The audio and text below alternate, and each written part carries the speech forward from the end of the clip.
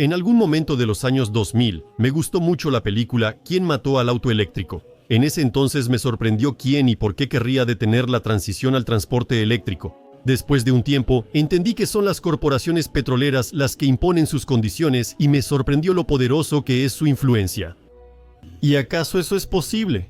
La historia nos convence de que la electricidad y los vehículos apenas acababan de ser inventados, por eso borra de todas las formas posibles las tecnologías avanzadas que quedaron de la civilización anterior. Muestran aviones de madera contrachapada, carruajes feos con baja calidad de ensamblaje y un recurso mínimo. A principios del siglo XX, los autos eléctricos se producían de manera bastante activa y en una gran variedad.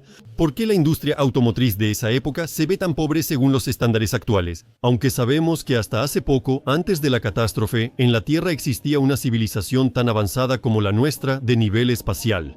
Los vencedores crearon una nueva realidad en la que la humanidad apenas había inventado la electricidad y aprendido a fundir acero.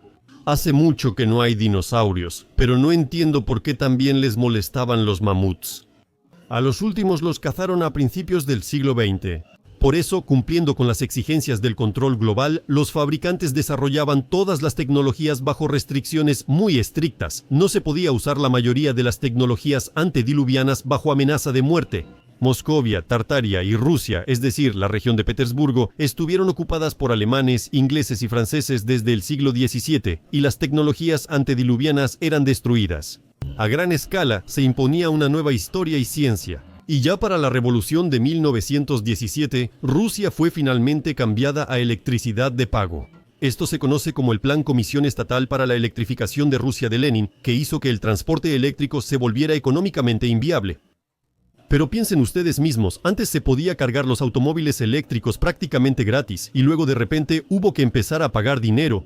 Y eso a pesar de que desde la administración global llegó la orden de desarrollar la industria petrolera y el transporte basado en motores de combustión interna.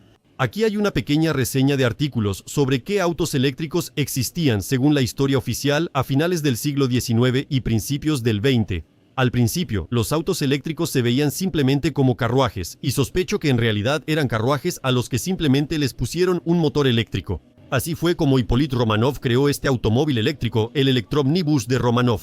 En el Palacio de Gatchina, año 1900, había un monorraíl eléctrico suspendido. La invención de la batería de plomo data de 1860, fue inventada por Gaston Planté. Thomas Parker construyó un automóvil eléctrico en 1884. Eso fue, digamos, unos 10 o 15 años antes que nuestro inventor ruso. Pesaba 1,5 toneladas, se movía a 35 km por hora y tenía una autonomía de 1 kilómetro. Y ya en 1898, la velocidad de un automóvil eléctrico en Francia alcanzó los 63 km por hora, y 4 meses después, el récord fue superado con 105 km por hora. En esta fotografía, tomada en 1905, se pueden ver 2 vehículos de tracción eléctrica, a la izquierda un autobús y a la derecha un taxi. La foto fue tomada en Broadway Times Square con un taxi. 1897. Por supuesto, la historia de los autos eléctricos es más fácil de estudiar en fuentes occidentales, porque en Rusia ya lleva 250 años vigente un programa para prohibir los descubrimientos e inventos. Por eso, esas cosas se mencionan poco, rápidamente se borran, se pierden y no se hacen públicas. Todos somos testigos de cómo en los medios y en el espectáculo se cultiva descaradamente la opinión pública de que Occidente es el faro de la tecnología y el progreso. Y Rusia con su pueblo es un dinosaurio en decadencia que está viviendo sus últimos días. Así es como la gestión global ha decidido presentar la información, y la mayor parte de la población de Rusia se ríe alegremente cuando los humoristas se burlan de la industria automotriz rusa, como diciendo, ja, ja, sí, ¿qué tecnologías podríamos tener aquí? Bien hecho, ilustrados, no hay que preocuparse por arreglar este desastre. Se fueron a tomar cerveza riendo. Los autos eléctricos hasta los años 90 se producían de manera individual y en pequeñas series. Aquí hay un breve resumen de los logros en la construcción de autos eléctricos en el siglo XX. En 1964 se fabricó un auto eléctrico. Las baterías se ubicaban adelante y atrás. Tras 100 ciclos de carga y descarga, había pérdida de capacidad. El auto eléctrico tenía 115 caballos de fuerza. En lugar del sistema reostático de contacto con elementos electromecánicos, se utilizó uno más moderno, un sistema tiristor impulsivo basado en semiconductores. 1978. El ejército de los Estados Unidos compró principalmente generadores de 15 kilovatios de potencia. Las baterías de plomo en los autos eléctricos necesitaban mantenimiento y representaban un problema en 1979. Este auto solo podía recorrer 40 kilómetros y la velocidad máxima era de solo 55 kilómetros por hora, ya que tenía mucha masa y un motor eléctrico débil. 1988. La velocidad máxima era de 70 millas por hora y la autonomía con una sola carga alcanzaba los 100 kilómetros, gracias al sistema de control del motor por tiristores de impulsos del auto eléctrico. En semiconductores, en la Unión Soviética también se producían autos eléctricos. Aquí, por ejemplo, el camión recolector de basura LED de 1935, el auto eléctrico Nami LAZ 750, varias modificaciones basadas en UAZ y en ERAZ de 1973. Basado en el Zaporozhets ZZ 968, UAZ 2970, VAZ 2102E, VAZ 1801 PONI VAZ 2802 VAZ 2702. Automóvil eléctrico basado en la fábrica de automóviles de Gorky, modelo GAZ 2705. El argumento de que la electricidad también se produce a partir de petróleo y carbón, y que por eso el automóvil eléctrico es aún menos rentable desde el punto de vista energético, es una excusa absurda, por supuesto. En primer lugar, la energía del agua, obtenida por las hidroeléctricas, es una fuente de energía gratuita e infinita. Y su costo, junto con toda su infraestructura y entrega a los consumidores, ya se ha calculado más de una vez y va desde unos cuantos centavos hasta varias decenas de centavos por kilovatio. Y no es el gobierno quien recibe esta ganancia sin precedentes. Apunten más alto. La energía nuclear es lo mismo, solo que a su alrededor se ha montado un mega espectáculo que muestra lo complicado que es todo y que no es seguro. Existe una suposición bien fundamentada de que esta tecnología se puede usar en casa con un riesgo no mayor que el de manejar gas. En segundo lugar, los autos eléctricos se pueden cargar por la noche, cuando no hay dónde usar la electricidad. En ese momento hay un exceso, porque nadie se ha preocupado por almacenarla por razones obvias. Y existen esas tecnologías, las baterías se pueden cargar con paneles solares. Y se pueden dar muchos más argumentos sobre los beneficios de esto. Pero todo se reduce a que, por mucho que esto beneficie a la persona, igual de perjudicial es para la máxima explotación del ser humano como especie. Y aquí llegamos a un tema interesante con el experimento de la producción masiva de automóviles en Estados Unidos en los años 90. Cuando recordé esa interesante película, ¿Quién mató al auto eléctrico?, decidí verla de nuevo. Y para mi sorpresa, no la encontré en Far From the First Try. La encontré en algún sitio poco conocido, intenté subirla al canal y vi. En ese mismo momento fue bloqueada con la frase "bloqueada en todos los países del mundo". Miren qué conveniente. No tienes que perseguir a nadie, amenazar ni hacer intrigas, solo da la orden de que no se muestre en ningún lado y listo, sin que nadie lo note. Así desaparecerá de todos los recursos y no se necesita ningún efecto Mandela, y la historia de la producción en serie de autos eléctricos y... Eso me parece es una indirecta de que salió algo así. En 1996, la compañía lanzó un automóvil eléctrico. Como resultado, el auto resultó bastante avanzado. Su potencia es de 138 caballos de fuerza.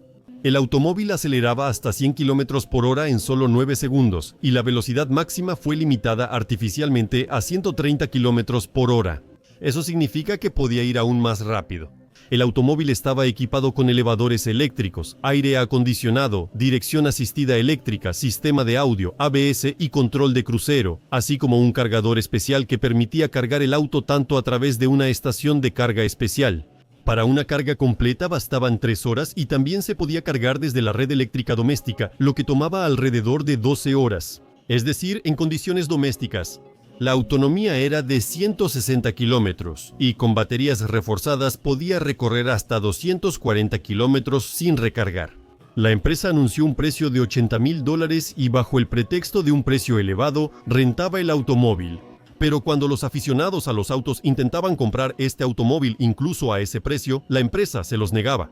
El automóvil se distribuía en los territorios de California y Arizona, y en total se produjeron alrededor de 1.100 autos eléctricos de diferentes variantes. Después, en las altas esferas del poder, se decidió destruir todos estos vehículos. Los propietarios de los autos resistieron como pudieron, organizaron protestas, escribieron a diferentes instancias, pero nada ayudó. Todos los automóviles fueron confiscados por la fuerza, llevados y cortados para chatarra. Solo unos cuantos autos eléctricos fueron entregados a museos y centros de investigación, aunque no sé qué pensaban investigar ahí, ya que antes les desmontaron el motor eléctrico y el sistema de control. Ni siquiera me imagino qué tipo de bomba tecnológica estaba incorporada en esos automóviles. Los autores de la película mencionan varias razones para la destrucción. Los investigadores señalaron como principales culpables a las compañías petroleras, que apoyaron la derogación de la ley de emisiones cero porque temían perder dinero por la venta de combustibles de hidrocarburos. Junto con ellas también fue acusada la compañía que organizó la campaña de marketing. Por alguna razón, en ella no se promocionaban tanto las ventajas del auto, sino que más bien se señalaban sus características específicas y desventajas. Además de eso, otra piedra en el zapato fue la práctica poco común de ofrecer el automóvil solo en renta, así como la destrucción total de las tecnologías después de que terminó el programa. También se culpó al gobierno, que no proporcionó una red adecuada de terminales de carga, aunque los consumidores en sus entrevistas decían que estaban dispuestos a cargar el auto desde sus propios enchufes en casa. En el automóvil eléctrico hay muchas menos piezas y componentes, por lo que su reparación es mucho más sencilla. Además, el técnico puede realizar el trabajo usando una bata blanca, sin ensuciarse con hollín ni aceite. Esta película tan fascinante logré encontrarla en los anales de internet y la publiqué en mis redes sociales. No se pierdan el video, el enlace está abajo. De esta historia entendemos que la gestión global realizó un experimento usando a las personas como esclavos sin derechos, sin darles ninguna oportunidad de actuar como sujetos que pudieran influir en el curso del experimento. ¿Y qué clase de experimento es ese? Acostumbrar a un niño a su juguete favorito y luego quitárselo. De la misma manera, la gestión global involucra en experimentos sociales a diferentes grupos de personas e incluso países, donde a las personas ya no solo se les quitan los autos, sino sus vidas. Hay muchas pruebas de que las tecnologías de fabricación de baterías se eligen intencionalmente con una limitación en la cantidad de ciclos de carga. Además, también se cargan lentamente, aunque la carga podría tomar solo unos segundos, y las han restringido cuidadosamente por más de un siglo. Y los motores eléctricos están diseñados con el efecto de contrafuerza electromotriz, que es cuando el motor eléctrico no solo gira, sino que también se resiste a la rotación. E incluso en tales condiciones, la idea del automóvil eléctrico resultó ser tan atractiva que la gente estaba dispuesta a luchar por el derecho a abandonar para siempre los autos basados en el principio de la combustión de combustible. Nadie en la película mencionará la verdadera razón por la que mataron al automóvil eléctrico, pero yo sí les diré por qué. Si hay muchos autos eléctricos, si se producen en masa, estarán al alcance de todos. Entonces, muy pronto aparecerán personas ingeniosas que empezarán a extraer energía del aire, como sucedió hace poco más de 100 años. ¿Y en qué se basa el control global del mundo? Por supuesto, en el control de los recursos energéticos. Así que piénsenlo, no estoy haciendo una reseña del auto Tesla, es un auto muy caro y difícilmente se producirá en masa. Tampoco estoy haciendo una reseña del auto Hellada. Ustedes mismos pueden verlo. Es una versión totalmente funcional de un automóvil eléctrico, pero la producción fue detenida por compañías internacionales. Hoy en día se producen bastantes modificaciones de autos eléctricos en pequeñas series. Hoy en Rusia, a pesar de la prohibición global, se están llevando a cabo desarrollos únicos de motores eléctricos basados en nuevas tecnologías. Ya he hablado de inventos como la rueda motor de Shkodin y el motor magnético. Estoy realmente fascinado por ellos. Estos inventos inspiran. También me gustaría hablar sobre la rueda motor de Duyunov. Este invento está siendo llevado a la vida por un equipo de ingenieros inventores, gerentes y gente común, lo cual es alentador, ya que los inventores en Rusia tienen que actuar en condiciones de falta de apoyo estatal bajo las reglas del capitalismo de mercado. Gracias a la tecnología de bobinados combinados Slavyanka, Duyunov logró crear la primera rueda motor del mundo sin el uso de imanes, que resultó ser mucho más eficiente y económica que los análogos chinos. El bobinado se coloca directamente en la rueda y en el automóvil pueden ser motrices las 4 ruedas.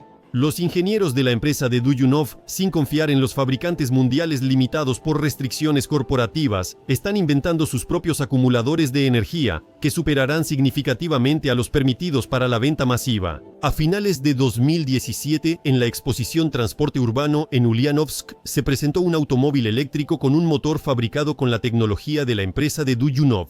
Incluso se lo mostraron al presidente. Por supuesto, no es el presidente quien determina la política económica del Estado, ese privilegio le corresponde al Banco Central. Consulten las leyes de la Federación Rusa sobre el Banco Central. En los países del tercer mundo, esto es una subdivisión de la estructura administrativa global.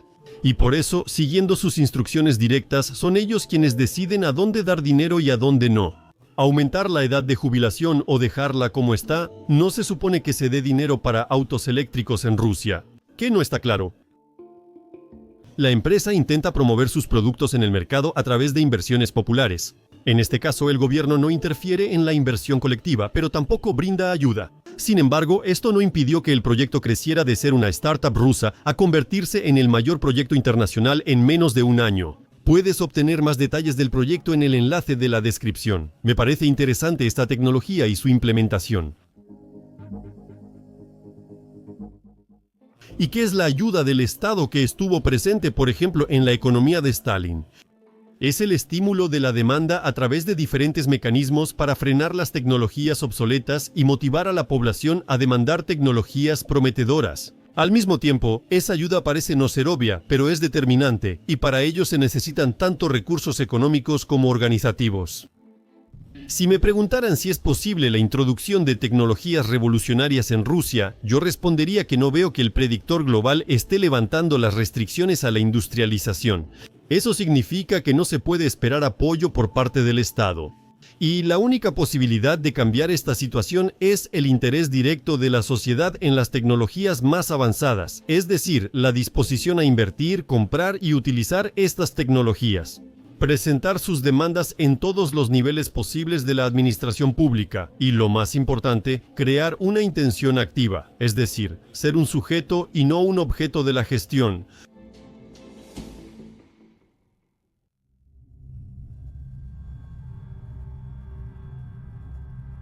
Subtítulos creados por